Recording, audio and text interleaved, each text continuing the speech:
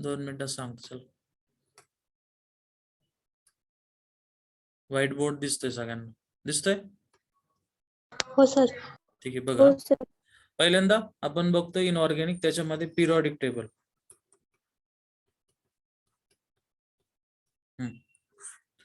Periodic टेबलचे सगळे chapter कसे करायचे? फॅमिली वाईज करा.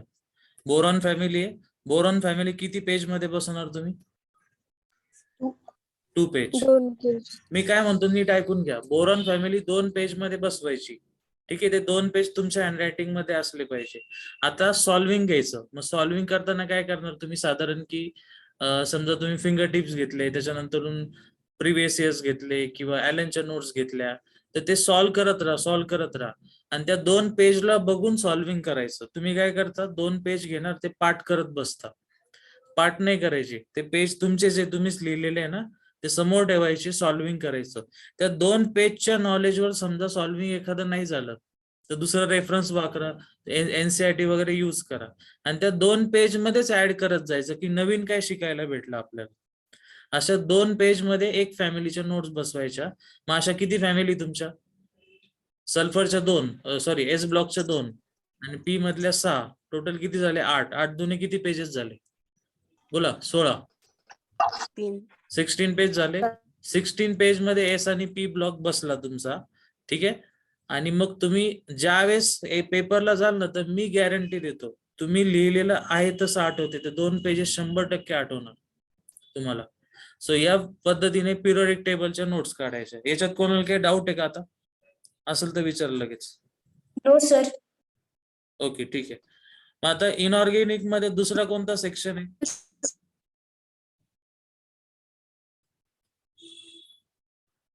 कोणता आहे? Chemical bonding. अजून एक चॅप्टर याच्यासारखाच. Coordination compound. आता या दोघांना मी सेपरेट का काढलं? कारण मला एक सांगा, या चॅप्टरचा डायरेक्ट संबंध आहे का दुसऱ्याशी कुठं? नाही. आणि शिवाय या दोघांना वेटेज पण असतं. मग केमिकल बॉन्डिंग हा चॅप्टर समजून घेण्यासारखा आहे. म्हणजे तुम्ही एनसीईआरटी वाचा, काहीतरी एक कॉन्स्टंट ठेवायचं थेअरीसाठी. आता आपण ज्या नोट्स घेतोय त्याच्यात पण चांगलं दिलेलं आहे केमिकल बॉन्डिंग. तर केमिकल बॉन्डिंगच्या नोट्स काढणार म्हणजे काय? एखादा बॉन्ड कसा तयार होतो हे समजलं पाहिजे. त्याचे 2-3 एक्झाम्पल या पद्धतीने नोट्स काढायच्या त्याच्या केमिकल बॉन्डिंगच्या. केमिकल बॉन्डिंग मध्ये परत तुम्हाला वेगवेगळे मॉलिक्यूल येतात ना. समजा मी तुम्हाला एखादा मॉलिक्यूल दिला, काय पण दिला, समजा दिला PCl5, तर तुम्हाला नोट्स इम्पॉर्टंट नाही, तुम्हाला काय करता आलं पाहिजे? तर PCl5 बनवता आला पाहिजे. मग पहिलं कोणाचं कॉन्फिगरेशन काढणार? फॉस्फरस, नंतरून फ्लोरीन. या दोघांना एकत्र केलं तर काय निघणार त्याचं? PCl. हायब्रिडायझेशन. ठीक आहे, हायब्रिडायझेशन. हा, मग ते तुम्हाला काढता आलं पाहिजे. अच्छा सनी, अरे लिंक पाठवली मी. याच्यात चार्ट तुम्हाला सगळ्यांना दिसतात ना मेसेज? Yes sir. हो सर. हा, तर सनी इथं बघ, याच्यात आहे चार्ट बॉक्स मध्ये लिंक टाकली मी. ओके, सो तुम्हाला तो मॉलिक्यूल बनवता आला पाहिजे. सो परत एकदा सांगतो, केमिकल बॉन्डिंग कशामधून करणार तुम्ही? या नोट्स माहिती ना तुम्हाला? हो सर. हा, कोऑर्डिनेशन पण याच्यात आता आपण घेतोच आहे, तो याच्यामध्ये चांगला दिलेला आहे. ठीक आहे, तर केमिकल बॉन्डिंगच्या नोट्स बनवताना एक काम करायचं, मॉलिक्यूलचा एखादा मॉलिक्यूल आहे त्याच्यात किती बॉन्ड आहे, किती टाईपचे बॉन्ड आहे? कोव्हॅलंट, आयोनिक, मेटॅलिक आणि कोऑर्डिनेट. हा, तर हे बॉन्ड तुम्हाला काढता आले पाहिजे. मग नोट्स अशा काढायच्या की त्या नोट्स का काढतो आपण? त्या नोट्स बुक पेक्षा मोठ्या असल्या पाहिजे का छोट्या झाल्या पाहिजे? छोट्या. मग काय करायचं? नोट्स बनवताना डोक्यात ठेवायचं की बाबा आपल्याला याच्यातून सॉल्व्हिंग सुटलं पाहिजे, म्हणजे त्याच्यातले पीक पॉइंट आले पाहिजे थोडक्यात. ठीक आहे, आता आलंच आहे आपलं कोऑर्डिनेशन चालू आहे. समजा याच्या नोट्स काढायला घेतल्या तर काय काढणार सुरुवातीला तुम्ही? स्टार्टिंग कडून केली होती आपण. बॉन्ड कसा बनला? हा, बॉन्ड कसा बनला, त्याच्यानंतरून मेटल काय असतो, लिगँड काय असतात, मग मेटल त्याच्यानंतर लिगँडचे किती टाईप असतात, मग पॉझिटिव्ह लिगॅन्ड कोणते, निगेटिव्ह कोणते, हे तुम्ही लिहायला घेतलं ना 2 पेजेस खूप होतात. 2 पेजेस म्हणजे ऍक्च्युली 4 असतात ना. एक बॅक टू बॅक एक असतं, दुसरं बॅक टू बॅक एक असतं. तुम्ही करून बघा, तुम्हाला एकदम परफेक्ट सॉल्व्हिंग होईल जर हे 2 नीट केले तर. हे समजलं? हो सर. ठीक. हा, त्याच्यानंतरून तुमचा DNF तसाच जसं तुम्हाला आता सांगितलं मी, S ब्लॉक P ब्लॉक तसंच DNF करायचा. DNF करताना थोडस लक्ष याच्याकडे जास्त द्यायचं. F मध्ये झेनॉनचे कंपाऊंड असतात ना, तिथं नीट लक्ष द्या, ते जास्त विचारले जातात. आणि D ब्लॉक मध्ये तुम्हाला हे बघा, D ब्लॉक कसा आहे की D ब्लॉकचं ऍक्च्युली आजच्या डेट मधलं ऍप्लिकेशन आहे सिंथेसिस फार्मा इंडस्ट्रीमध्ये. त्यामुळे D ब्लॉक मध्ये तुम्हाला जास्तीत जास्त काय विचारतील, कॉम्प्लेक्सेस विचारतात. एखादा कॉम्प्लेक्स का तयार होतो, मग डीचं एखाद्या एलिमेंटचं कॉन्फिगरेशन काय असतं, मग तो तुम्हाला हे माहिती का कॉपर आणि क्रोमियम एक्सेप्शनल केसेस आहे माहिती आहे? हो सर. हो सर. हा, मग या गोष्टी बघा, पेपरला कधीच रेग्युलर गोष्टी नाही विचारणार, एक्सेप्शनल विचारणार. डी मध्ये अजून काय कोणते कॉन्ट्रॅक्शन आहे? लॅन्थिनाइड आणि ऍक्टिनाइड ऍक्टिनाइड कॉन्ट्रॅक्शन. मग जे पॉइंट आहे ना असे थोडे वेगळे, ते नीट समजून घ्या आणि त्याच्या नोट्स बनवा. नोट्स बनवताना एकदम स्पेसिफिक असले पाहिजे, त्यांना मोठ्या लाईन मध्ये कन्वर्ट नाही करायचं. एक बघा, मी तुम्हाला विचारलं समजा डिफाईन कोव्हॅलंट बॉन्ड, ते एका शब्दामध्ये डिफाईन काय करणार? Sharing and pairing of electron. झालं, शेअरिंग ऑफ इलेक्ट्रॉन. ठीक आहे, तर हे झालं तुमचं इनऑर्गॅनिकचं. आता समजा ऑर्गॅनिक. ऑर्गॅनिकच्या सगळ्या नोट्स या टाइप मध्ये बनवायच्या. रिएक्टंट, रिएजंट आणि काय असतो? प्रोडक्ट. हा, पण बरेच जण काय करतात, गुगल वर जातात, तिथं रेडीमेड टेबल भेटतो, तो उतरून काढतात. काहीच नाही होणार त्यांनी, करू पण नका. मग तुम्ही काय घेणार, तुमच्या ज्या नोट्स असेल त्या. सो परत एकदा NCERT घ्यायचं तर घेऊ शकता, ॲलन घ्यायचं तर ॲलन घ्या. नोट्स वाचायच्या, ती रिॲक्शन समजून घ्यायची आणि एकदम थोडक्यात लिहायची. फॉर एक्झाम्पल मी आता इथे घरी लिहितो AR आणि CH3. AR म्हणजे काय? आणि इथं घेतलं CH3, इथं घेतला KMnO4 आणि ऍसिडिक कंडिशन. तर हा CH3 चा काय करतो, ऍसिड बनवतो. ओके, आता हे मला कसं काय माहिती झालं, कारण मला त्याची थेअरी माहिती. थेअरी कशी आहे बघा, समजा तुम्ही अरोमॅटिक रिंग घेतली आणि त्याला R ग्रुप जोडला, किती दिवसभर जोडत बस, काही फरक नाही पडत, किती पण मोठा चालेल. रेफरन्स बुक मध्ये असं दिलंय, इथं N केला. N म्हणजे काय? नंबर ऑफ एनी नंबर 1 2 3 4 किती पण मोठा चालेल. त्याच्यावरती काय वापरला? KMnO4. कोणतं मीडियम आहे? ऍसिडिक. तो कोणत्या पण R ग्रुपचा फक्त काय बनवतो? COH. ओके, सो हे मला माहिती, पण तुम्हाला ते थोडक्यात लक्षात ठेवायला असं पाहिजे. सो रिएक्टंट, रिएजंट आणि काय बनवायचा? प्रोडक्ट. एकच मिनिट.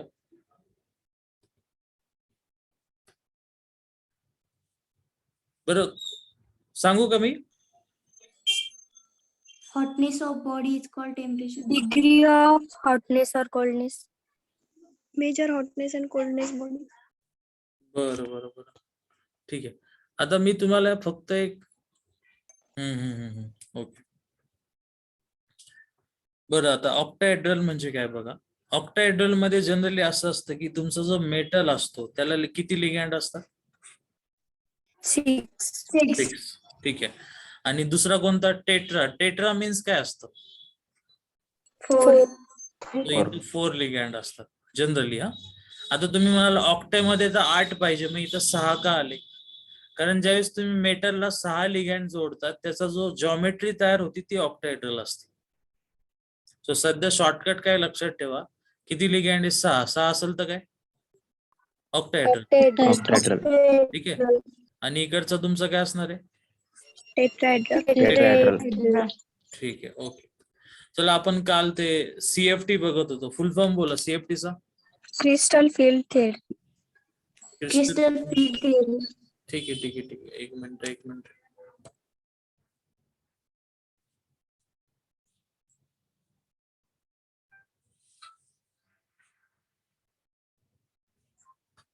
बरं ते मला सांगा, पॅरा आणि डाय काय असतं? Spin. Para high spin complex. दुसरा Di-low spin complex. ठीक आहे. Spin complex. बरं काल आपलं हे कॅल्क्युलेशन संपले होते ना इथले? संपले होते. हो सर. हो सर. ठीक आहे. हो, सर. आपण ते कलरची कन्सेप्ट चालू केली होती इथं. ठीक आहे. कॉम्प्लिमेंटरी कलर व्हील काल सांगितलं होतं. तुम्हाला हे माहिती आहे ना, एखादा एलिमेंट कलर का दाखवतो, इथं वरती दाखवले ते सांगता येईल कोणाला? एखादा एलिमेंट कलर का दाखवतो? त्याच्यावर जे लाईटचे रेस पडतात ते रेस तो ऑब्झर्व करतो आणि जो आपल्याला कलर दिसतो तो रे तो ऑब्झर्व करत नाही. बरं ठीक आहे. अजून काही? पहिली गोष्ट बघा, आन्सर बरोबर आहे. कलर प्रॉपर्टी का दाखवतो? कारण त्याच्यामध्ये डीडी काय होतात? Transition. ट्रान्झिशन. ऍक्च्युली ते लिहिताना असं लिहितात D to D star. D म्हणजे कोणती स्टेट? Ground state. आणि डी स्टार म्हणजे कोणती? Excited state. आता होतं काय बघा, इथं बघा, या ग्राउंड स्टेट मध्ये सध्या एक इलेक्ट्रॉन आहे.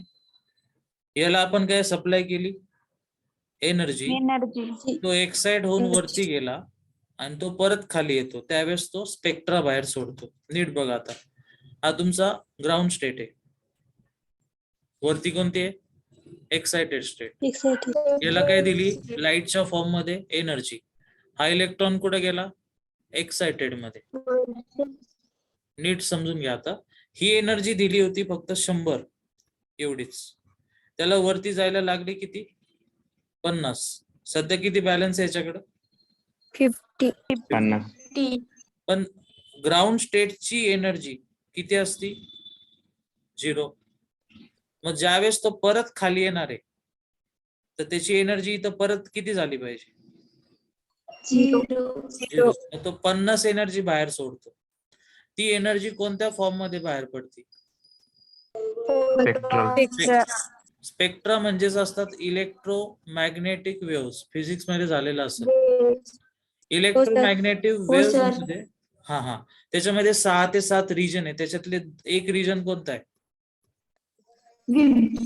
Visible light. आणि विजिबल मध्ये 1 2 3 4 5 6 7 7 काय येतात? कलर. कलर. 7 कलर येतात. त्या 7 मधला जो कलर रिफ्लेक्ट होतो तोच आपल्याला दिसतो, बाकीचे कलर आपल्याला दिसत नाही. सो यालाच म्हणतात कोणती प्रॉपर्टी? प्रॉपर्टी. कन्सेप्ट समजली का? हो सर. ठीक आहे, चला नेक्स्ट पेज.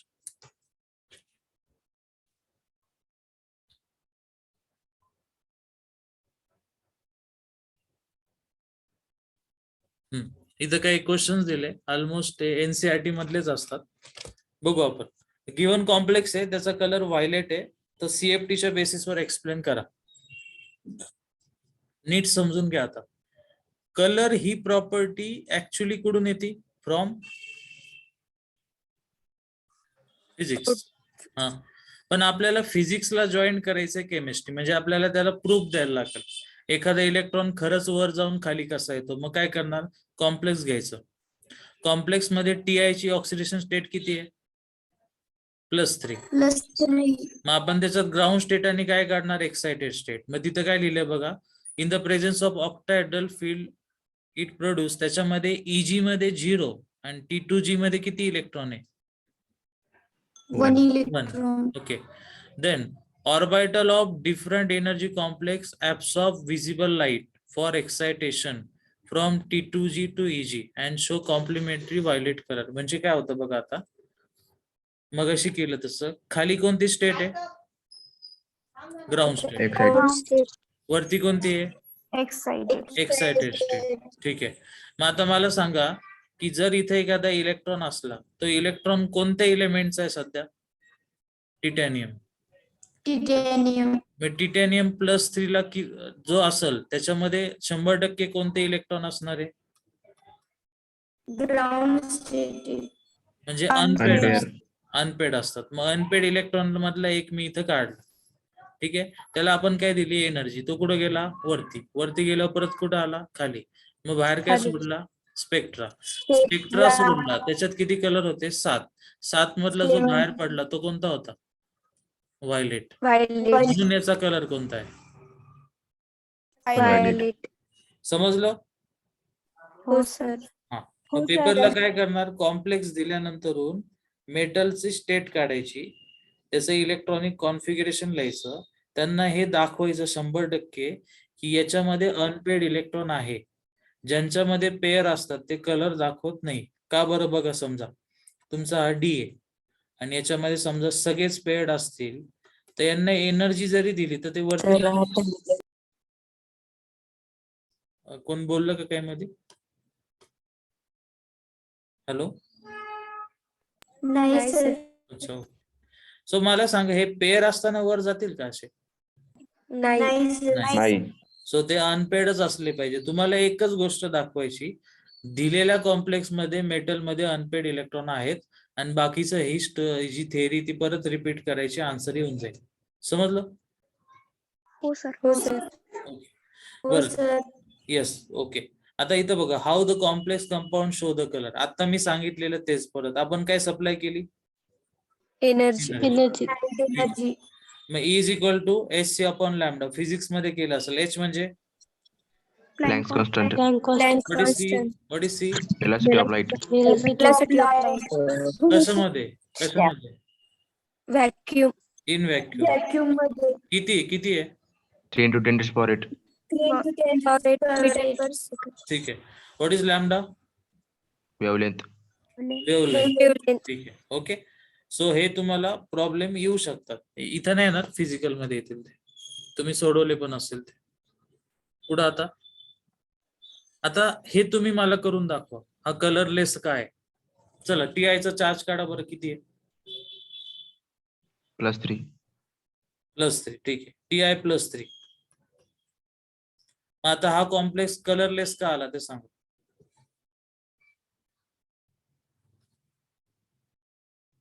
पण मगाशी पण TI +3 होता, मग तो कलर, हा कलरलेस का झाला, कारण याला काय केलंय, Heat. मग हीट केल्यावर काय रिमूव्ह होणार, water. Water. So heated water molecules are removed in the presence of ligand. So थोडक्यात वॉटर रिमूव्ह झाल्यामुळे कलर तयार होत नाही. नीट समजून घ्या आता ही कन्सेप्ट. वॉटर ऑफ क्रिस्टलायझेशन ऐकलंय का, नाही सर. समजा हा तुमचा एक युनिट सेल आहे, ठीक आहे. फॉर एक्झाम्पल कॉपर सल्फेट घेतला, याचा कलर कोणता असतो, ब्ल्यू. ठीक आहे. मग कॉपर सल्फेटचा हा क्रिस्टल आहे, याच्यामध्ये वॉटर पण असतं, पण जर याच्यातलं वॉटर काढून घेतलं तर ब्ल्यूचा डायरेक्ट काय होतो, कलरलेस होतो, आणि त्याच्यात परत पाणी टाकलं का तो कलर्ड होतो. म्हणजे वॉटर मुळे कंपाऊंडला काय येतो, कलर. नीट समजून घ्या बरं का, वॉटर मुळे कंपाऊंडला कलर येतो, म्हणजे वॉटरला कलर नसतो. वॉटर एक मीडियम आहे ज्याच्यामुळे कलर अपियर होतो. फॉर एक्झाम्पल स्कायचा कलर कोणता आहे, स्काय ब्ल्यू. नक्की. नक्की. अच्छा, मग रेड, संध्याकाळी रेड कसं काय दिसतो, तुम्हाला स्कायचे वेगवेगळे कलर दिसतात ड्यू टू रिफ्लेक्शन का refraction of light, refraction. Refraction of light ना. म्हणजे ते जे स्काय आहे, त्या स्काय मध्ये जे काही मटेरियल आहे तिथं लाईट स्प्रेड होती वेगवेगळ्या अँगल मध्ये, त्यामुळे वेगवेगळे कलर तयार होतात. मग जसं स्काय मुळे कलर तयार होतं, तसं कंपाऊंड मध्ये कलर कोणामुळे तयार होतो, वॉटर. वॉटर. Water. वॉटरलाच काढून घेतलं तर कंपाऊंड कसा होतो, कलरलेस. ओके. देन पुढे आता हे दोन कंपाऊंड दिले, are of different colours in dilute solution. Why, कारण त्यांच्याकडे असलेले लिगँड वेगळे ना. हो सर. लिगँड वेगळे, मग Feचा चार्ज वेगळा, या टाइप मध्ये. ठीक आहे, चला आपण डायरेक्ट पुढचा पॉइंट घेऊ. हे सगळे थेअरीचे होते, पण तो टॉपिक घेतला म्हणून मी कंटिन्यू केले.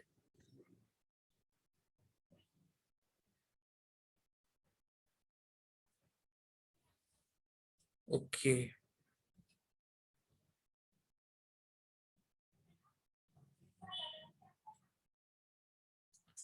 ओके चला, व्हॉट इज आयसोमर डिफाइन करा. What is same and what is Same. Different? Same molecular formula but different structural formula. Same molecular formula but different structural formula. ठीक आहे, बरं. आयसोमर तुम्हाला माहिती आहे. आता क्लासिफिकेशन ऑफ आयसोमेरिझम करायचं, पण हे आपण कोणत्या चॅप्टर मध्ये बघतोय? कोऑर्डिनेशन. मग नेहमी सारखं नाहीये.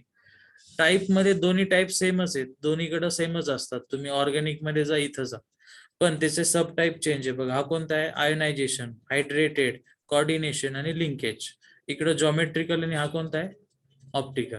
ठीक आहे, Optical. ऑप्टिकल. हा, तर पहिला स्ट्रक्चरल. स्ट्रक्चरलची डेफिनेशन खाली दिली बघा. Arises due to the difference in type of chemical linkage and distribution of ligand within. थोडक्यात काय? स्ट्रक्चरल आयसोमर हा स्ट्रक्चर मुळे चेंज होतो, म्हणजे स्ट्रक्चर रिस्पॉन्सिबल आहे त्या आयसोमरला. मग स्ट्रक्चर मध्ये कोणकोणत्या गोष्टी येतात? Linkage, Linkage. लिगॅन्डचं डिस्ट्रीब्युशन, Distribution. आउटसाइड काय असतं? कोऑर्डिनेशन Coordination म्हणजे sphere. त्या ब्रॅकेटच्या बाहेर काय लिहिलंय त्याच्यावर डिपेंड असतो. ठीक आहे, मग त्याच्यातला पहिला टाइप कोणता आहे? आयोनायझेशन. बघा काय आता एक सोपं एकदम लगेच कळलं तुम्हाला. बघा आयोनायझेशन मध्ये काय? The type of isomerism which is due to the exchange of groups. Exchange of groups एवढा शब्द महत्वाचा. चेक करा बरं, इथं कुठं ग्रुप एक्सचेंज झाले? BR आतमध्ये होता, तो कुठं आला? बाहेरच्या साईडले. म्हणजे हे दोघं एकमेकांना काय केलं त्यांनी? एक्सचेंज. Exchange. एक्सचेंज केल्यामुळं रेड व्हायलेटचा काय होतोय? रेड. Red. बी मध्ये पण बघा, क्लोरीन आतमध्ये, BR बाहेर होता, आता रिव्हर्स झालेला आहे.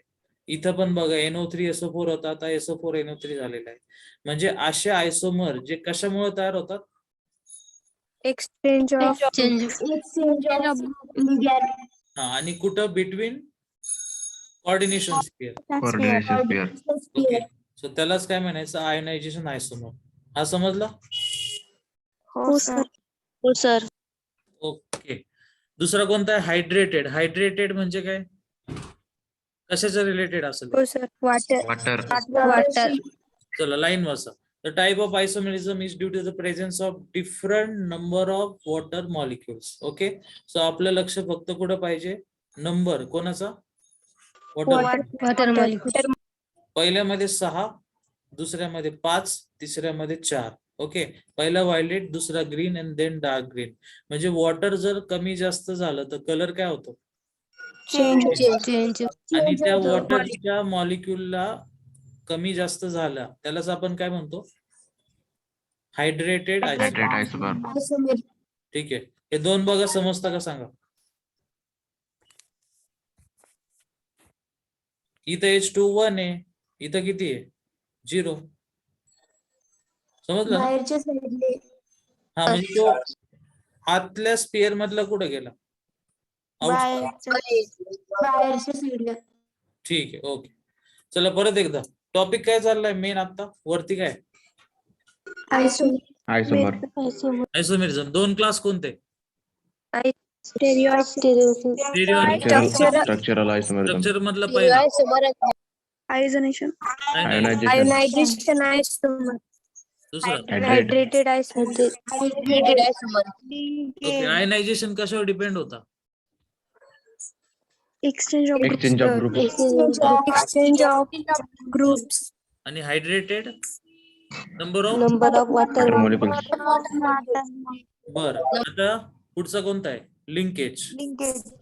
लिंकेज मध्ये लिंकेज एकदम सोपं आहे की समजा तुम्ही घेतलं NO2. चला NO2 चं स्ट्रक्चर आपण काढू.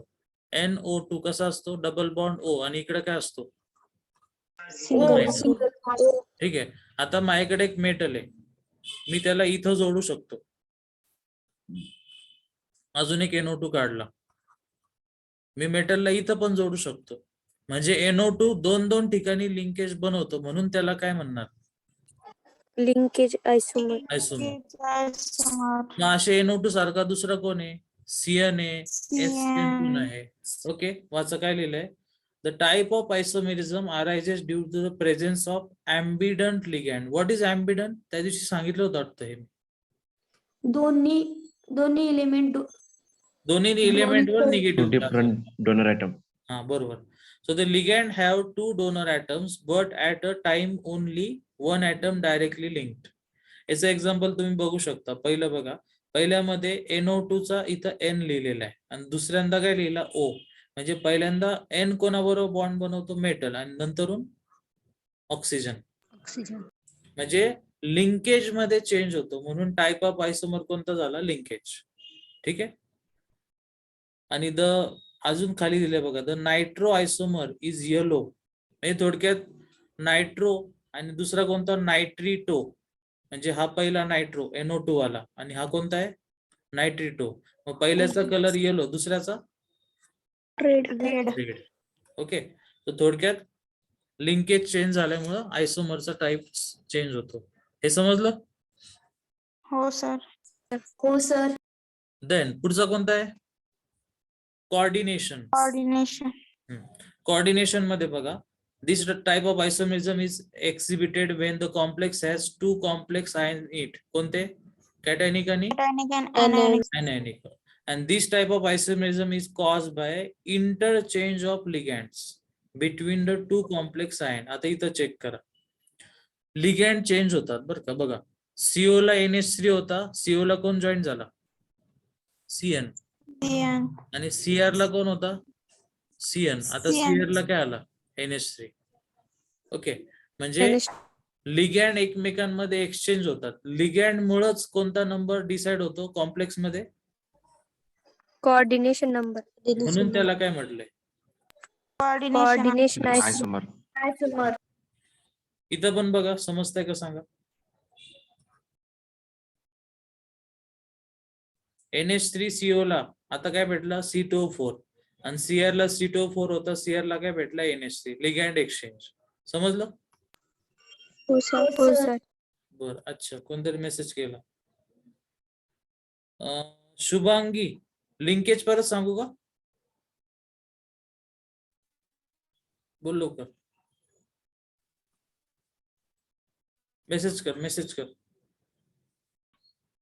बर, मेसेज कर, मी बघतोय इथं.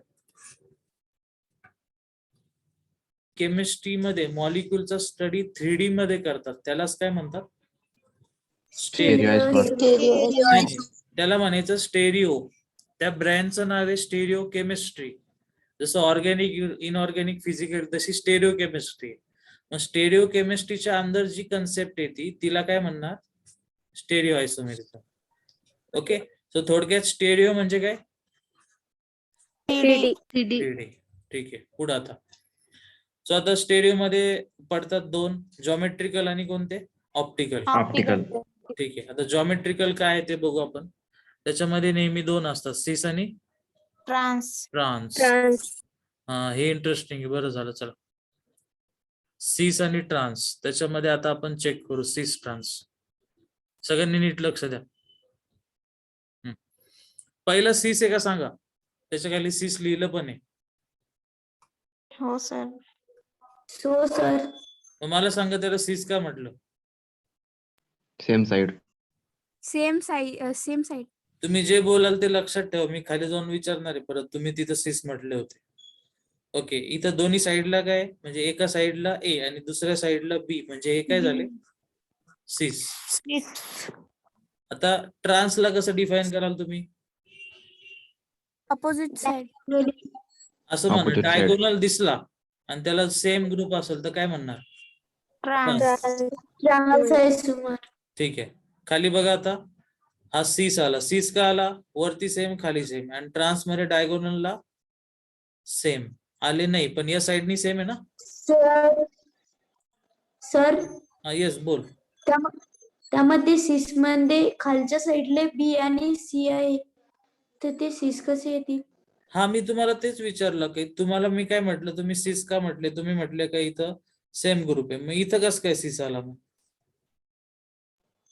मग सिस म्हणजे नक्की काय, असं मी तुम्हाला विचारतो. कारण तुम्ही हे विसरू नका की आपण कोणती जॉमेट्री बघतोय. 3D बघतो आपण. स्टेरिओ. स्टेरिओ. हा, बरं चला आपण इथं असं म्हणू चला की हे दोन्ही पण सेम आहे ना ग्रुप. दोन्ही पण सेम ग्रुप आहे म्हणून आपण काय म्हटलं याला? सिस. ओके. आणि याला काय म्हटलं? ट्रान्स. ट्रान्सचं फिक्स आहे. ट्रान्स कसं? डायगोनलला दोन Diagonal. सेम दिसले तर काय म्हणणार? ट्रान्स. चला त्याचे एक्झाम्पल बघू आता खाली जाऊन.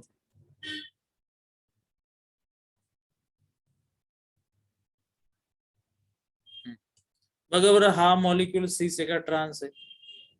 लेफ्टचा सिस. Same same same same. So काय आला? सिस. डायगोनल डायगोनल डायगोनल डायगोनल म्हणून काय झालं? ट्रान्स. ठीक, चला पुढे जाऊ आता. हा, हे बघा, हा काय? सिस प्लॅटिन अँटी कॅन्सर ड्रग. या सिस आहे का बघा बरं. हा एक तरी Cis. group आहे का आहे. साइडला? हो सर. म्हणजे याला काय म्हणणार? सिस. Cis. डायगोनल डायगोनल म्हणजे काय आला? ट्रान्स. ठीक आहे. आता नीट बघा, आपण काय बघत होतो आतापर्यंत? आपण वेगवेगळे टाईप बघितले, ते बोल्ड फॉन्ट मध्ये लिहिलेले बघा. हा, पहिला काय होता? Ma2B2. हा समजला का? हो सर. हा, म्हणजे तिथं त्यांनी आधीच क्लिअर केले. हो सर. हा, येस. A2 आणि B2 असणार. खालचा कोणता होता? Ma2 आणि दुसरा काय? BC होता. त्यामुळे त्याचा क्रायटेरिया चेंज होतो. त्याच्यानंतर आपण खाली आलो, त्याचेच एक्झाम्पल बघितले. आता आपण MABCD बघतोय, म्हणजे सगळेच वेगळे असणार आहे. मग मला सांगा, पहिल्यामध्ये तुम्हाला सिस ट्रान्स सांगता येईल का? हो सर. कसं सांगणार सांगा? नाही सर. तुम्हाला ग्रुप कम्पेअर करायला तर पाहिजे ना, त्यामुळे तुम्हाला सांगताच येणार नाही. तरी पण किती टाईपचे स्ट्रक्चर तयार होतात? 3 शेजारी शेजारी दिसतात येथे. ठीक आहे. हा झाला MABCD. आता खाली बघा, डाय ग्लायसायनायटो प्लॅटिनम 2 कॉम्प्लेक्स. तर याचं स्ट्रक्चर विचारतात, ते सांगायला सोपं आहे. सिस कळतो ना? वाय इट इज सिस.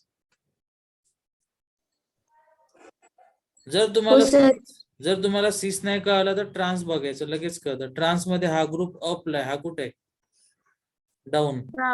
हा अप आणि डाऊन. त्यामुळे बघा, अप अप डाऊन डाऊन म्हणून काय आलं? सिस. ओके, ठीक आहे. पुढं खालचा तुम्हाला आता थोडा इंटरेस्टिंग आहे बघा नीट.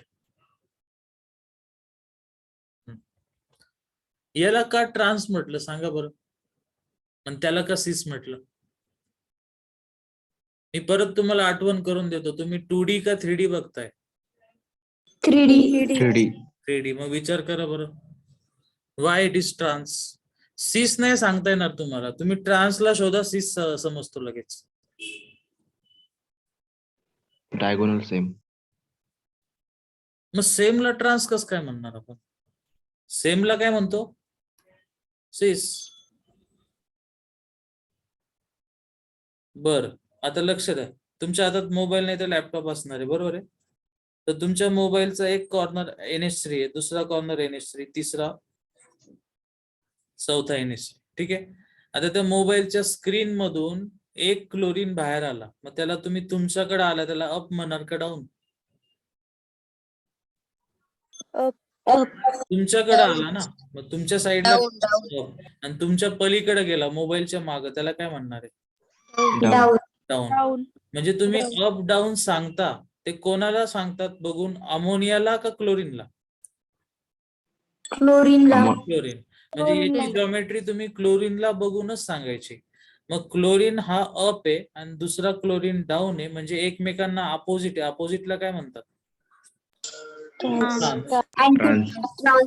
हा, अँटी किंवा ट्रान्स. हा, आता हाच क्लोरीन मी इथं घेतला, मग हा तुमच्या मोबाईलच्या 4 कॉर्नर मध्ये आला, तर मला सांगा, तुमच्या मोबाईलचे हे 2 कॉर्नर आणि हे 2 कॉर्नर काय वेगळ्या प्लेन मध्ये का? नाही. सेम प्लेन आहे. सेम प्लेन, सेम शब्दाला काय म्हणणार? सिस. सिस. So that is why it is a cis and this is a trans. आता समजलं का? हो सर. हो सर. ओके. हो सर. खालचा एक सांगा मला सिस ट्रान्स कसा आला. तुमचं लक्ष कुठं पाहिजे आधी, सिस का ट्रान्स कडं? ओके. आता बघा सगळे अमोनिया 4 कॉर्नर तुमच्या फोनचे. तुमच्याकडे कोण आला वरती? क्लोरीन. आणि बॅकला कोण गेला? CO3. अप डाऊन म्हणजे अपोजिट. अपोजिट म्हणजे ट्रान्स. ट्रान्स. आता काय म्हणतो नीट ऐका. ज्या ग्रुपनी ट्रान्सला डिफाईन केलं त्या ग्रुपनीच काय डिफाईन करायचा? सिस. म्हणजे हा अपचा कुठं गेला? प्लेन मध्ये. आणि हा कुठं गेला? प्लेन मध्ये. नाही तर तुम्ही इथं बघत बसला. इथं नाही बघायचं. हे एका प्लेन मध्ये आले. सेम सेम म्हणजे काय? सिस. समजलं एवढं? हो सर. ठीक आहे.